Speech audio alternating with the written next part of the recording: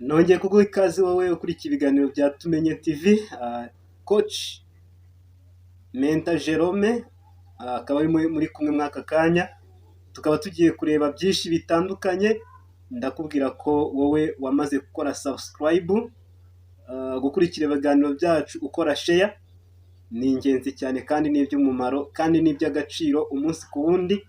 Wibuka kureba niba warakanze akazogera, niba utaragakanda ukagakandaho kugira ngo ibiganiro byacu bye kujya bigucika, ahubwo ujye bikurikira umunsi ku wundi, kuko duhora dufite byinshi bigiye binyuranye byo kugufasha kandi byo kuzamura ubumenyi, kuko twamaze kubona ko ubumenyi ari cyo gishoro dufite. Ubumenyi ariyo impano ikomeye. Kunguka ubumenyi umunsi ku wundi nibyo bizajya bigenda bidufasha, hanyuma ubumenyi twize tukabasha kubushora, hanyuma ubwo bumenyi bukatubyarira inyungu umunsi ku wundi. Hano kuri Tumenye rero icyo tubereho ni ukugira ngo tugende tureba byinshi byo kugufasha, byinshi byo kuzamura ubumenyi bwacu, byinshi byo gutuma tumenya byinshi, kandi byinshi ubwo bumenyi twagize bukazatuviramo inyungu.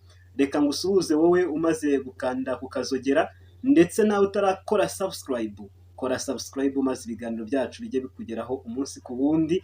Maze ibiganiro byacu wibuke no gukanda share kugira ngo inshuti zawe, abavandimwe bawe, ibiganiro nk'ibi ngibi bye kujya bibacika. Uno munsi wa none mfite byinshi nkuzaniye biri mu gatebo, biri muri korobeye mu kebo.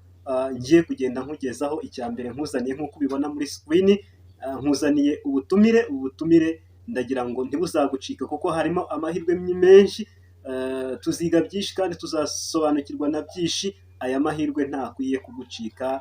Ubutumire nje kugutumira kandi ntuzantenguhe, ntuzabure, kuko ni ingenzi cyane kugira ngo utazabura, kugira ngo utazantenguha. Ikintu cya mbere ugomba gukora ni ugukora subscribe, maze ukajya umenya ngo ukazamenya umunsi ngo ni ryari, bizaba ryari ayo mahirwe, kuko hano harimo amahirwe. Ayo mahirwe azaba ryari, iyo invitation ndayikugezaho. Rero turi Tumenye hano kuri channel, tuba dufite byinshi. Ibi nibyo byinshi tuba twagiye tugutegurira. Hari byinshi tuzagenda twiga, hari byinshi tuzagenda dusobanukirwa. Ndagira nkubwire ko mfite byinshi nkuzaniye kandi ngiye kukugezaho mu kanya nk'aka ngaka.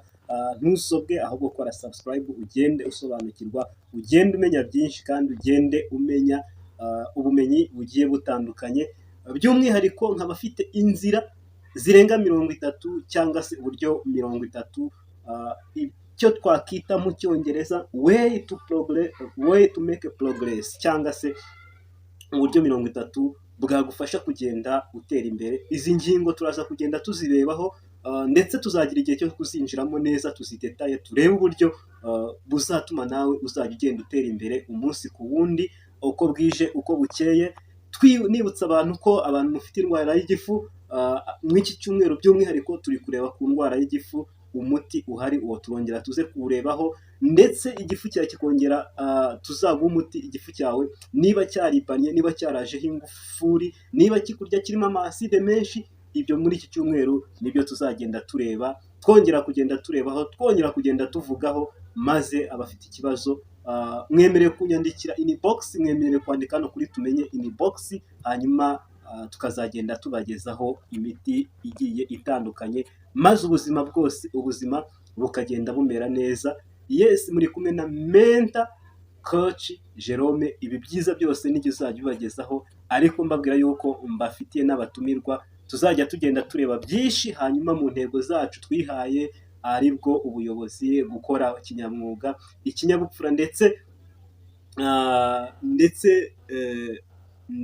ikinyabupfura, ndetse n'ubunyangamugayo. Ibyo byose akaba byo twihaye.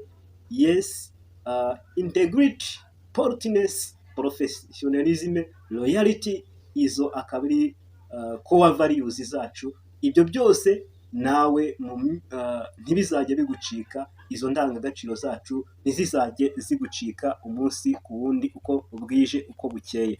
Turi Tumenye TV rero, umurongo channel nziza kandi ukwiriye kujya ukurikira umunsi ku wundi, kandi uhaweho ikaze umunsi ku wundi. Ahangaha niho uzajya umenyera ibyiza.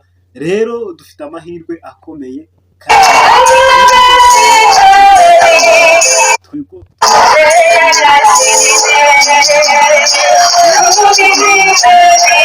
byinshi byo kukubwira kandi byinshi byo kukugeza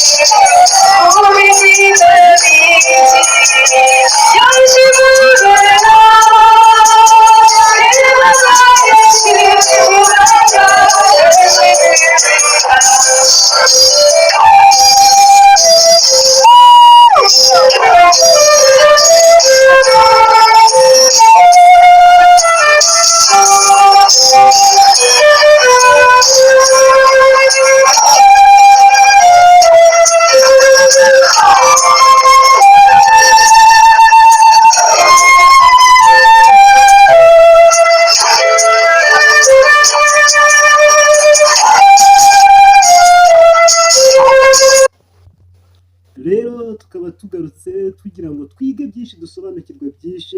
Ndagira amabwire ko nawe ushobora kuba warahambuwe cyangwa warakuweho iminyururu, icyo Yesu yadukoreye. Ibyo byose nibyo ibi byose nibyo tumukesha. Iyo ataza kuba Yesu ngo atuhambureho iminyururu, adusumurure, ntabwo tuba tumeze gutya, ntabwo tuba twishimye, ntabwo tuba tunezerewe. Rero mpere ku butumire tugufitiye aka kamwanya. Ubutumire ndagutumiye wowe wamaze gukora subscribe, ndagutumiye wowe utaraba wakora subscribe ariko aka kanya ukaba uyikanze. Reka ngutumire muri conference dufite ku itariki 26 z'ukwezi, hanyuma tukazaba turi kumwe muri hoteli ya Magare. Yes, hoteli ya Magare, aho niho tuzaba turi muri Congo, hariya Goma. Ese uzaba ready? Uzaba uhari? Ushobora kutazabasha kuhagera ariko ukaba ukurikirana ibiganiro byacu. Ndagira ngo nkubwire ko live hano tuzaba turi kumwe, kandi update zose uzabasha kuzibona aho, ndetse ushobora kudukontaktinga ukatubwira niba wabasha kuzahagera. Ushobora kuba muri Congo mw'ibi bice wumva ikinyarwanda, yes, ushobora kudukontaktinga tukaduha address ukazabasha kutugeraho. Ni ku itariki 26. Hanyuma ushobora kutwandikira kuri wtsapp ya 0781109334. Iyi ni wtsapp ihoraho, cyangwa ushobora no kuduhamagara. Hanyuma ahantu k'uyu munsi w'itariki 26 tukazaba turi kumwe hariya muri iriya hoteli ya Magare, aho tuzaba turi kumwe na speakers bureau, ndetse tuzaba turi kumwe na coach international coach David, ndetse n'umukobwa mwiza cyane Eva, aho turi kumwe na speaker bureau Jotam Erikson, ndetse na speaker bureau Joy. Yes, abo bose tukabasaba turi kumwe, bakazatugezaho byinshi bigiye bitandukanye. Mbibutsa ko intego yacu hano ari ukugira ngo tugire ubuzima bwiza. Yes, icyo nicyo cya mbere kitubeshejeho mu ntego zacu, ndetse no muri business yacu, aho tureba physical wellness, health life, aho tuba tugufitiye product financial wellness, aho tureba ku buryo twagira ubukungu, twagira amafaranga umunsi ku wundi, uko bwije uko bukeye. Harifu tuzareba variable jobs, yes, ku mirimo igiye itandukanye. Twebwe twibutse ko tugufitiye platform ubasha gukoreramo business mu buryo butandukanye. Aho ngaho hose tukaba tubatumira ngo muze mutugereho ku Gisozi aho dukorera, ndetse abari muri Congo, Kenya, aho hose ndagira mbabwire yuko twiteguye gukorana namwe, na cyane cyane ko mu kwezi gutaha tuzaba turi kumwe namwe, kandi mu buryo bwagutse, mu buryo ahantu hose tuzabasha kugenda tuhagera, ndetse dukora training. Muzabona invitation menshi agiye atandukanye. Rero ndakubwira nti kora subscribe, ibi byose bitazagucika. Ibi byose, aya makuru, izi update zose ze kuzajya zigucika. Tuzagenda twiga byinshi, tuzagenda dusobanukirwa na byinshi, cyane cyane abantu muri hano mu Rwanda, abari muri Congo, abari muri Kenya, abo bantu bose i Burundi naho ntabwo nahibagirwa, ndetse East Africa yose dufite umugambi wo kuzabageraho, tukabaha aya mahirwe, iyi chance. Wowe wagize amahirwe yo kugera hano ku icano, ugomba gushishikariza na bagenzi bawe, kuko hano nta wimiriwe kuba yabasha kuhaba, kuko tuzagenda twiga byinshi cyane kandi bigiye bitandukanye umunsi ku wundi, uko bwije uko bukeye. Aya ni amahirwe yacu, kuko intego yacu ni work together. Yes, work together as you see here on your platform, your screen. Just intego yacu cyangwa se moto yacu ni work together, grow together. Gukorera hamwe tukazamukira rimwe, gukorera hamwe tugaterera imbere icyarimwe. Iyo niyo ntego yacu, iyo nicyo kitubeshejeho hano. Yes, nuko bimeze, nuko ubireba, nkuko byanditse, niyo ntego yacu. Nakubwira nti rero kora subscribe, utazacikwa na buri kimwe kizajya kinyura ahangaha ku iyi channel. Hanyuma rero ikitubeshejeho hano ni ukwiga umunsi ku wundi, nitumenye. Yes, tugomba kumenya byinshi, tugasobanukirwa, tukiga kandi tukagenda twiga ibintu byinshi. Wenda kubwira nti niba utari wakora subscribe, kora subscribe. Yes, ibiganiro byo kujya bigucika. Uno munsi nanone rero reka turebe ese ni iki cyatuma noneho dutera imbere, ni ubuhe buryo bugomba kugenda gutuma dutera imbere umunsi ku wundi. Cyangwa ndagira nkubwire ko ari kugira ubumenyi, natwe tumenye TV nicyo tubereyeho, nicyo tuzagenda twiga. Tuzabona abantu benshi bazajya bagenda badufasha, inzobere ndetse abashakashatsi, abasomyi b'ibitabo. Ibyo byose uzabisanga hano kuri Tumenye. Tuziga kandi byinshi cyane. Uno munsi nabwo nari nagusezeranyije ko tugiye kwiga, kandi tugiye kwiga mu kanya gatoya, ariko ibyo ugiye kwigira hano uzajya ugenda ubishyira mu bikorwa. Ibyo nzajya nkubwira, ibyo nzajya ngenda mvuga, ndetse n'abandi bose bazanyura hano, ibyo bazakubwira uzabishyire mu bikorwa. Hanyuma mu gihe runaka uzambwira umusaruro byaguhaye, kandi byamaze gutanga umusaruro. Ndi kubona benshi bagenda bakira indwara ku bwa product tugenda tubaha. Ndi kubona benshi bagenda bandika muri comment, bagenda badushimira ko product twabahaye zagize umumaro, ndetse sinshidikanya ko n'ubumenyi tugenda tubaha nabwo buri kugenda bugira umusaruro umunsi ku wundi. Ndashimira mwebwe mwamaze gukora subscribe, kuko iki cyumweru aho gitangire maze kubona abantu 46 mumaze gukora subscribe.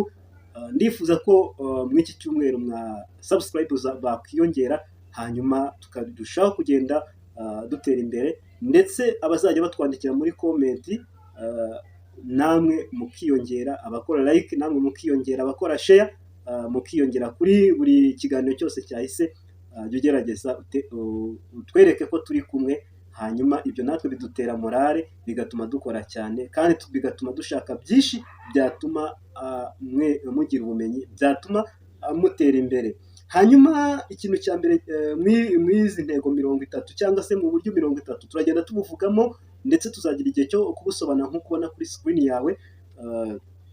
Ikintu cya mbere, umutwe uravuga ngo way to make progress. Yes, ni uburyo bugomba gutuma utera imbere. Progress, yes, iterambere, kugenda utera imbere uva ku ntambwe imwe ujya ku yindi. Ariko ibyo byose bizaterwa n'imico wagiye witoza buhoro buhoro uva ku rwego rumwe, uva ku ntambwe imwe ujya ku yindi. Ntabwo n'umunsi wa none wavuga ngo wabura umukene ngo ejo ujye uri umukire, ahubwo kugira ngo uve mu bukene ujye ku bukire, nuko ni urugendo, ni progress, ni jano, ni step by step, gahoro gahoro, ukava kuri iki ukajya kuri iki, ukava kuri iki ukava kuri iki ukajya kuri iki. Niyo mpamvu ikintu cya mbere buriya way to make progress, ikintu cya mbere ugiye gukora, ikintu cya mbere ugomba kwihingamo ni wake up early. Ugomba kujya uzinduka. Icyo kintu cya mbere, niba waryamiraga jya uzinduka uhereye uno munsi. Hanyuma nuzinduka ugerageze gusoma, ushaka ibitabo usome, ibinyamakuru usome, ntukirize umunsi utagize icyo usoma. Yes, hanyuma ugerageze urye neza, unywa amazi, eat well, icyo ni ngombwa cyane. Hanyuma wikunde, love yourself, icyo nacyo ni ingenzi. Set goals, ugomba kugira intego. Yes, ukagira intego, ukavuga uti uno munsi ndi kuri urwego, ejo ngomba kugera kuri urwego, kandi ukamakinga sure ko ibyo bintu uri kugenda ubikoraho neza kandi umunsi ku wundi uko bwije uko bukeye. Yes, hanyuma umunsi wawe rero, umunsi wawe jya ugerageza uplaningire, uvuga ndakora ibi ngibi uyu munsi, umakinge sure ko ibyo uno munsi kandi wabikoze kandi wageze ku ntego y'ibyo wiyemeje gukora umunsi ku wundi. Apana yuko umuntu yaguhamagara ngo asange agusaba audience uwo munsi, asange ahita abona audience atari yaraguteguje. No, ahubwo ugomba guplaninga ukavuga uti uyu munsi ndakora ibi kandi ibyo waplaninze uwo munsi ntubyimureje, ahubwo ukabikora none kandi na bya bindi nabyo ukabikora ku masaha yawe. Icyo ni ingenzi cyane. Be positive attitude, ugomba kugira imyumvire iri positive. Have purpose, ukagira intego. Yes, ugomba gukora ku ntego mu byo ukora, hanyuma ugashaka ibintu bikwespira. Yes, ugakora ibintu bikwespira, pana kuba mu bintu wumva bitakwespira, wumva utarimo neza, wumva niba ukora ibintu, niba uri gukora akazi wumva katakwespira, wumva mbese katakurimo, gerageza ushaka akazi ujye mu bintu bikwespira, wumve wiyumvamo. Yes, icyo ni ingenzi cyane. Ikindi, gerageza gufasha abandi. Please ufasha abantu kuzamuka, nibwo nawe urushaho kugenda uzamuka, nibwo urushaho kwiga, nibwo urushaho kumenya. Niyo mpamvu hano twashyizeho tumenye TV yica no kugira ngo twige, dufatikanye, dufashe abandi kugenda tuzamuka. Hanyuma gerageza ukore network. Hano nimvuga network, yes, ni ukugenda ushamikirana n'abandi, ufashikanya n'abandi muri business yawe ukora. Yes, gerageza utange serivisi nziza, ibyo bizatwubakira network, cyangwa se bizagenda bigukuza n'abantu, hanyuma uzisange ufite chaîne y'uburyo ibintu byawe bisigaye byubatse mu buryo bwiza. Iki nacyo ni ikintu cy'ingenzi kandi cyane. Hanyuma mu mafaranga ukorera, gerageza gusevinga, gerageza kugira uburyo usevinga amafaranga, kuko nusevinga amafaranga ejo ugasevinga, nibwo uzabasha gukora investment. Hanyuma wamara gukora investment, ibyo nabyo bikaba progress, bikaba urugendo rwo gutera imbere. Icyo ni ngombwa cyane. Automate, iki nacyo ni ingenzi. Delegate, icyo nacyo ni ingenzi cyane. Attract financial, icyo nacyo ni ingenzi. Building brand, ugomba nanone mu byo ukora, nanone gerageza ugire brand. Hanyuma mu byo ukora gerageza ube brand. Abantu, gerageza ibyo ukora abantu baze bagushaka, bagukeneye mu byo ukora. Niba hari abo muhuje ibintu, aho kugira ngo bajye ahandi, ahubwo baze bashaka wowe. Ibyo ngibyo numara kubigeraho bizaguha iterambere. Hanyuma mu byo ukora gerageza, mu byo ukora uzatsindwa, uzaba fail, ariko nuba fail uzafailinge vuba. Donc uzafailinga ukoze ibintu none ntufailinge, nabyo ntago bibaho mu buzima. Burya habaho kuba win, yes, ukaba wininga, ariko na fail ibaho. Hanyuma nuba watsinzwe rero, ntugatinde mu ibyo, ahubwo ujye ugerageza wihute utsindwe vuba. Yes, icyo ngicyo turacyumvikanaho. Learn skills, ugomba gusoma ibitabo, ugomba kwiga umunsi ku wundi, hanyuma ukinvestinga, hanyuma ugasoma ibinyamakuru. Icyo ni ingenzi cyane. Meditate, yes, gerageza mu byo ukora ukore meditate. Yes, ukore meditate, utekereze, apana gukora like a machine. Ntugakore nk'imashini, ahubwo ibyo ukora gerageza utekereze. Hanyuma get a mentor. Yes, get a mentor. Hanyuma gerageza ushake umumenta wawe. Ninde ukopera, ninde wigiraho. Ushobora kuba muri famille udafite mentor, ariko mu buzima hari abamenta, hari abantu bagiye bagera ku bintu byinshi. Abo ngabo genda ubigireho, urebe bakoresheje, bakurikirana ubuzima bwabo, kurikira historique zabo, bakoze gute umunsi kundi, bakurikirane inspiration zabo, amagambo bavuga uyakurikize, nawe ugire ukuhinduka muri wowe. Hanyuma ibi ngibi bizatuma ugera kuri byinshi. Hanyuma think big. Yes, think big.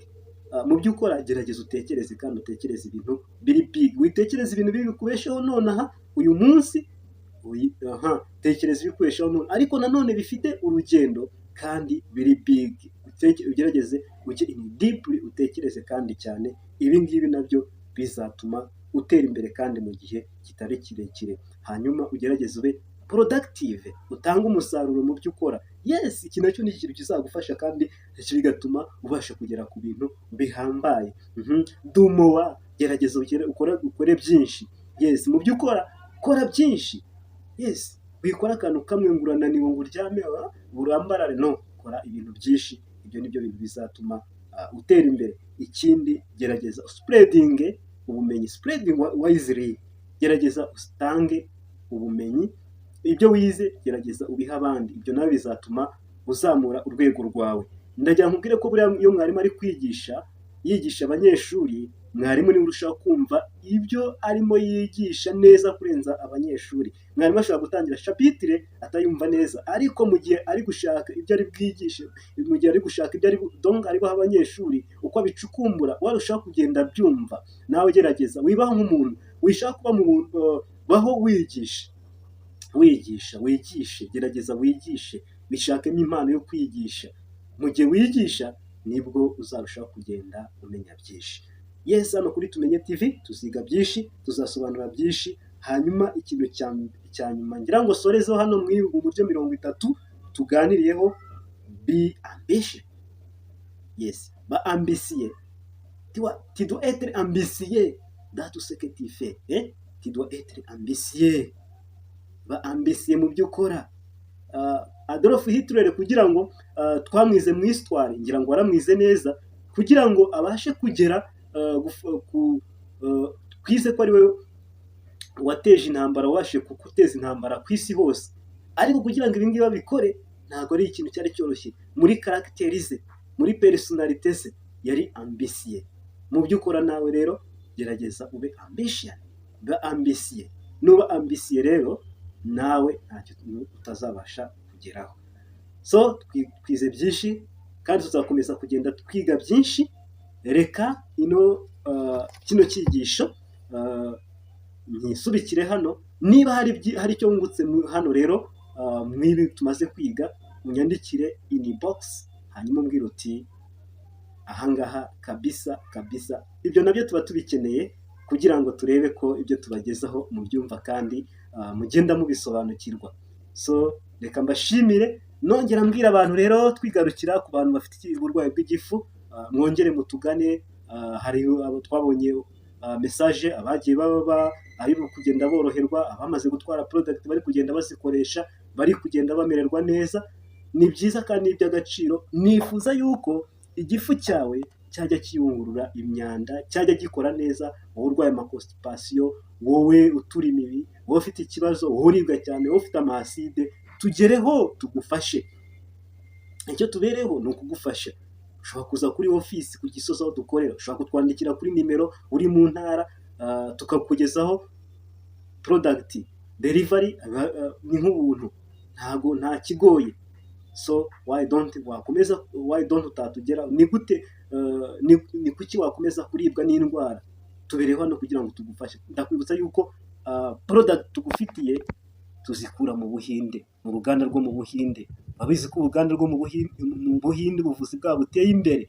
Ntabwo ari product za hano mu Rwanda. Benshi bajya munyandikira bavuga ngo tugira ubuvuzi bwa gakondo, ariko ndagira nkubwire ko product dukoresha tuguha ari iziva mu Buhinde, zakozwe n'abahanga, abashakashatsi bamaze kwiga ku ndwara. Ibyo byose babona ko ari ingenzi kandi ni product zamaze guhabwa ibyangombwa international mpuzamahanga. Babonye ko ari product zivura. Wowe ufite ikibazo rero cy'uburwayi, wowe ufite ikibazo cy'igifu, tugane tugufashe, tuguhe product. Rero hano tuzakomeza kugenda twiga, tuzakomeza kugenda dusobanukirwa na byinshi. Ibiganiro byacu nagahoraho, produit zacu nagahozo, reka mbivuge gutyo, nkuko uzibona. Ntago nagenda nkazikweretse nanone. Double Stim Cell ni produit nziza cyane y'akataraboneka, iri kugenda ikiza abantu ku bari bafite amasereri yangiritse, man harassment ku bantu bafite ikibazo cyo kurangiza vuba, female weakness, anti-aging, curcumin ku bantu bafite ikibazo cy'uburibwe. Izi produit zirakora kandi neza cyane. Izi produit nzifitiye ubuhamya. Izi produit zirakora kandi biri siriyasi.